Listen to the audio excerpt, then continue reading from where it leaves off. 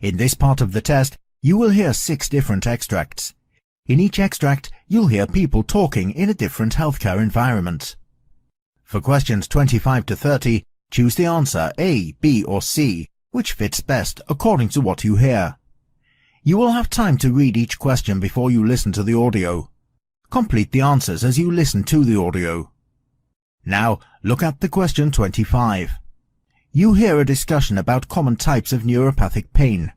Now, read the question.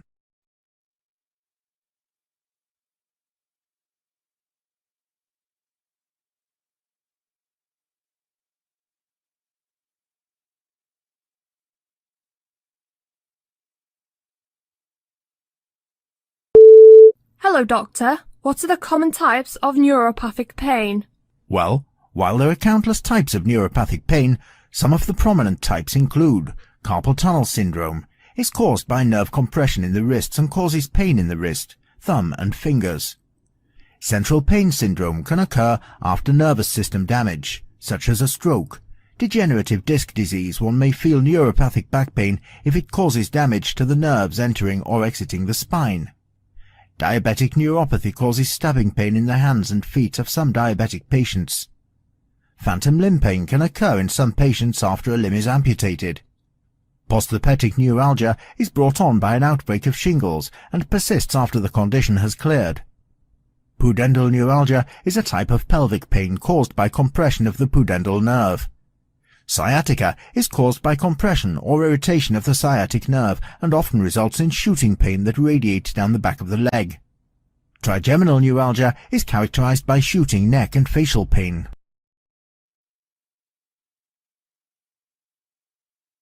Question 26. You hear a discussion bronchodilators used to treat chronic obstructive pulmonary disease. Now read the question.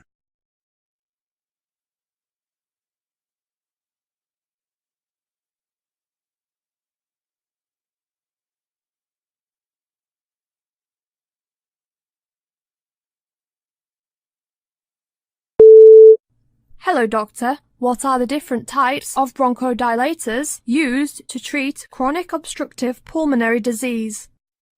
Patients with chronic obstructive pulmonary disease are often prescribed a bronchodilator, a type of medication for relaxing the air passages to help breathe better.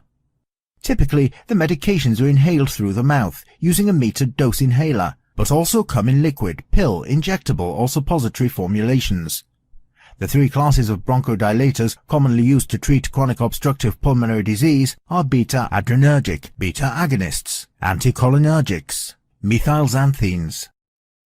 Beta-adrenergic agonists are a type of medication that binds to specific receptors in the lung called beta-adrenoceptors. By doing so, they block the trigger to bronchial spasms and allow airway passages to open. Beta-agonists can either be short-acting or long-acting, which are delivered either orally or through a metered dose inhaler. Generally, the inhaled method is preferred as it alleviates symptoms faster. Anticholinergic blocks the neurotransmitter acetylcholine in the central and the peripheral nervous system to its receptor in nerve cells and inhibit parasympathetic nerve impulses. Methylxanthines affect not only the airways but stimulate heart rate, force of contraction, and cardiac arrhythmias at high concentrations.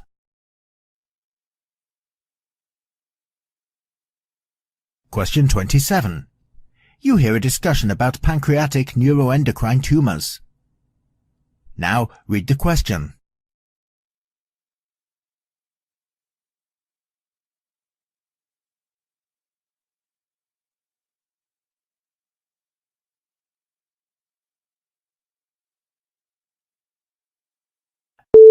Doctor, what are the various types of pancreatic neuroendocrine tumors? There are different kinds of functional pancreatic neuroendocrine tumors. Gastrinoma usually forms in the head of the pancreas and sometimes forms in the small intestine. Most gastrinomas are malignant. Insulinoma forms in the head, body or tail of the pancreas.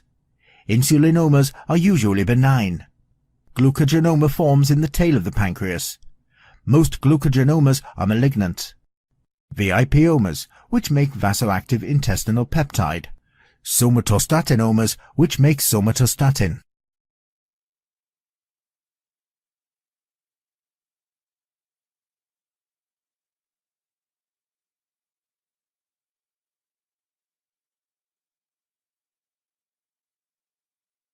Question 28.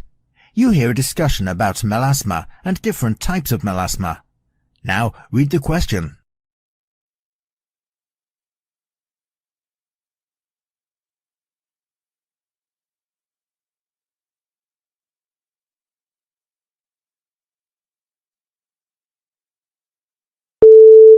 Hello, Doctor. What is melasma and what are the types of melasma? Well, melasma is a common patchy brown, tan or blue-grey facial skin discoloration, normally seen in women during their reproductive period. It typically appears on the upper lips, upper cheeks, forehead and chin of women of 20 to 50 years of age. There are 4 types of pigmentation patterns are diagnosed in melasma: epidermal, dermal, mixed and an unnamed type found in dark-complexioned individuals. The epidermal type is characterized by the presence of excess melanin in the superficial layers of skin. Dermal melasma is defined by the presence of melanophages throughout the dermis. The mixed type includes both the dermal and epidermal type. In the 4th type, excess melanocytes are present in the skin of dark-skinned individuals. Question 29. You hear a discussion about possible causes of arthritis. Now read the question.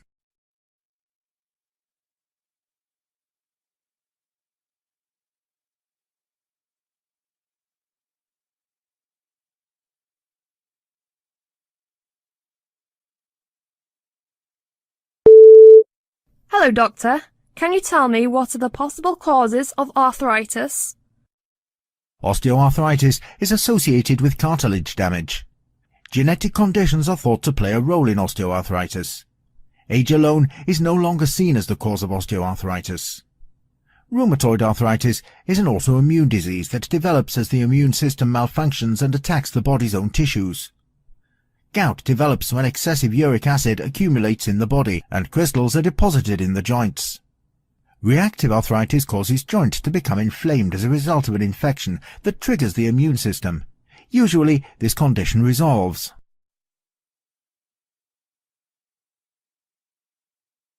Question 30. You hear a monologue of a physician on granulomas. Now, read the question.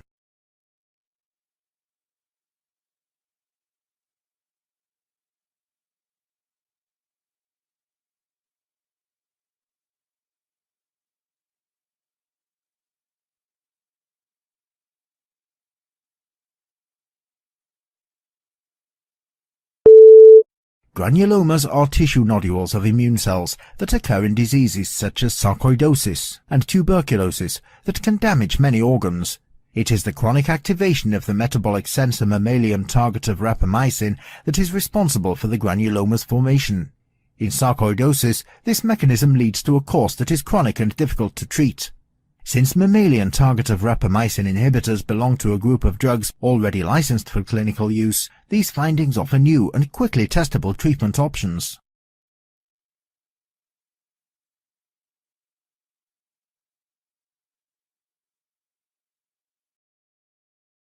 That is the end of Part B.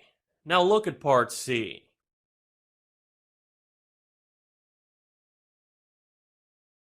Part C. In this part of the test, you will hear 2 different extracts. In each extract, you will hear health professionals talking about specific aspects of their work. For questions 31 to 42, choose the answer A, B, or C, which fits best according to what you hear. Complete the answers as you listen to the audio. Now, look at Extract 1. Extract 1, questions 31 to 36. You hear the lecture given by a physician on the topic amyotrophic lateral sclerosis disease. You have 90 seconds to read questions 31 to 36.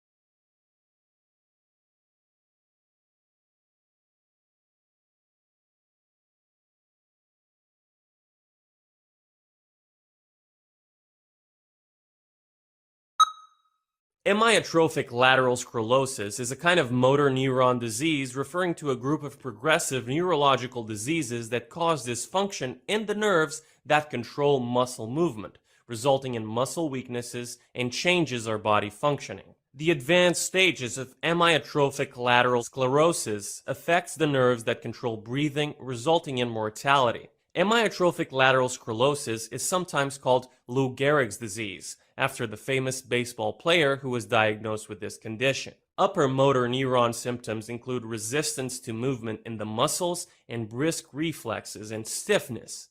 Lower motor neuron symptoms include muscle atrophy, weakness, and twitching. The lifespan of the patients with amyotrophic lateral sclerosis is about 3 to 5 years after the appearance of the symptoms. Presently, there is no cure to amyotrophic lateral sclerosis, and treatment is aimed to relieve symptoms, to provide emotional and social support, and to slow down the progression of the disease. Amyotrophic lateral sclerosis attacks the nerve cells used in voluntary muscle actions called motor neurons. Motor neurons are found in the spinal cord and in the brain. As amyotrophic lateral sclerosis progresses, motor neuron cells degenerate and die. Therefore, they stop sending messages to muscles for performing actions. At this stage, the brain can no longer control voluntary movement, and the muscles gradually weaken and waste away.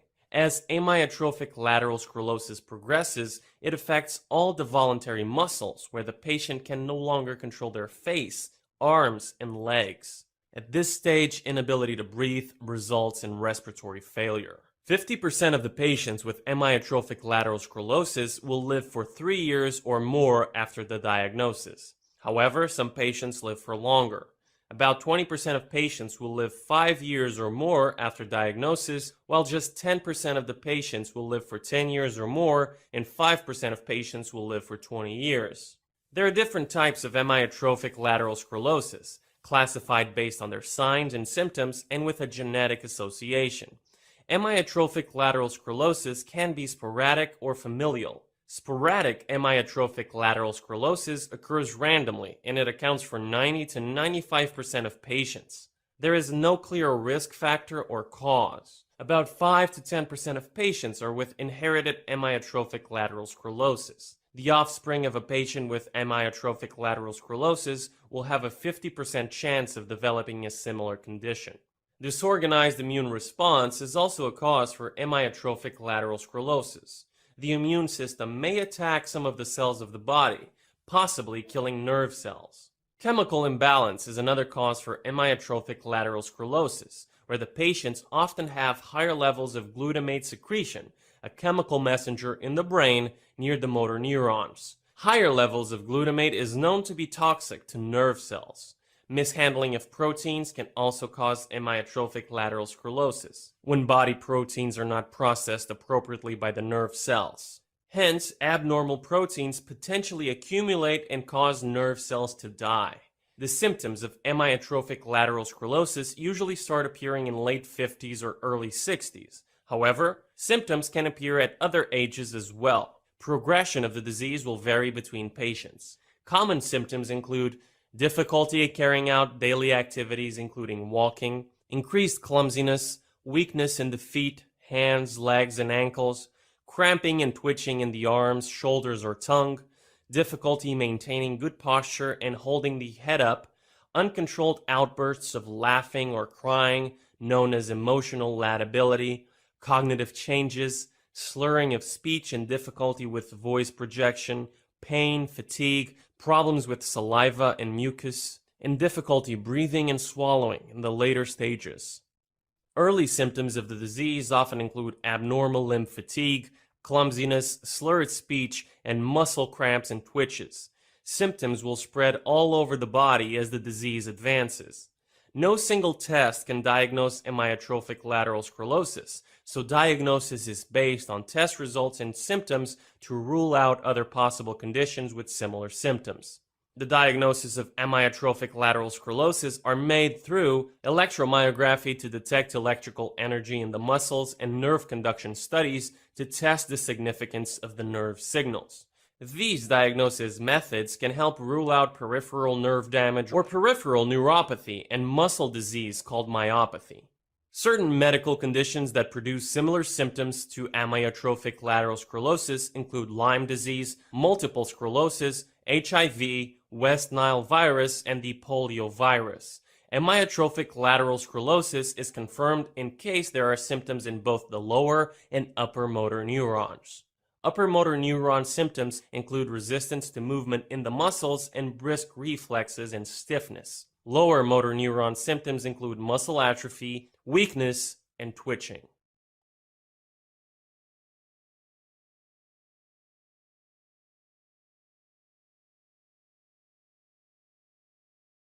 Now look at extract 2, questions 37 to 42.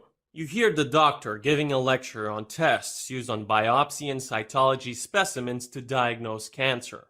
You have 90 seconds to read questions 37 to 42.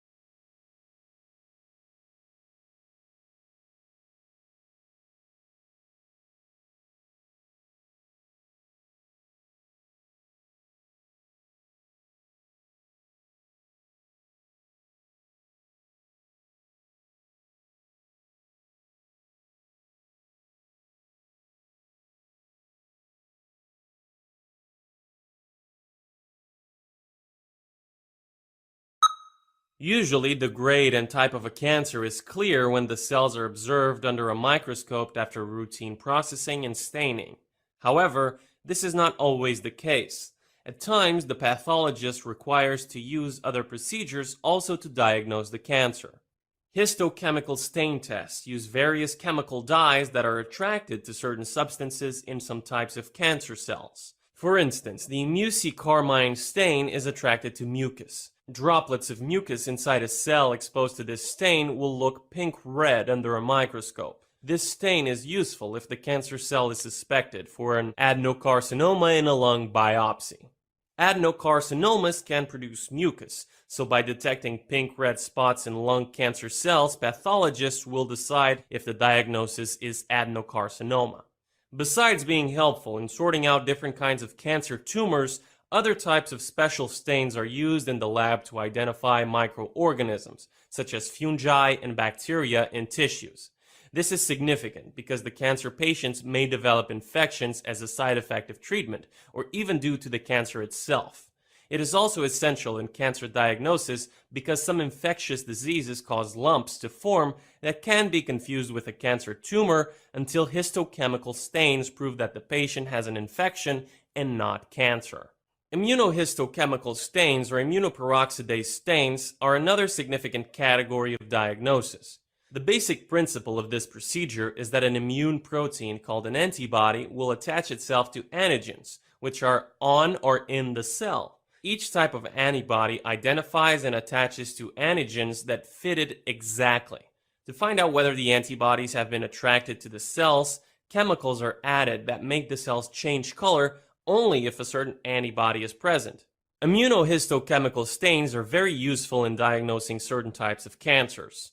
For instance, a routine biopsy of a lymph node may contain cells similar to cancer. However, the pathologist may not be able to distinguish whether the cancer originated in the lymph node or elsewhere in the body and has spread to the lymph nodes. In case the cancer originated in the lymph node, the diagnosis would be lymphoma. Or else, if the cancer originated in another part and spread to the lymph node, it could be metastatic cancer. This distinction is very essential because treatment depends on the type of cancer. Often, flow cytometry is used to diagnose the cells from lymph nodes, bone marrow, and blood samples. It is very precise in diagnosing the exact type of lymphoma or leukemia. It also helps distinguish lymphoma from non-cancer diseases in the lymph nodes. Flow cytometry is also used to measure the amount of DNA in cancer cells called ploidy. Instead of using antibodies to diagnose protein antigens, cells are treated with special dyes that react with DNA. If the DNA amount is normal, then the cells are said to be diploid. If the DNA amount is abnormal, the cells are categorized as aneuploid. Aneuploid cancers of most organs tend to grow and spread faster than diploid ones. Another significant purpose of flow cytometry is to measure the S-phase fraction, which is the percentage of cells in the sample that are in a certain stage of cell division, called the synthesis or S phase. The more cells in the S phase, the faster the tissue is growing and the more aggressive the cancer will be. Like flow cytometry, image cytometry tests use dyes that react with DNA. However, instead of suspending the cells in a stream of liquid and analyzing them with a laser, this method uses a digital camera and a computer system to measure the amount of DNA in cells on a microscope slide. Image cytometry can also determine the ploidy of cancer cells, like flow cytometry.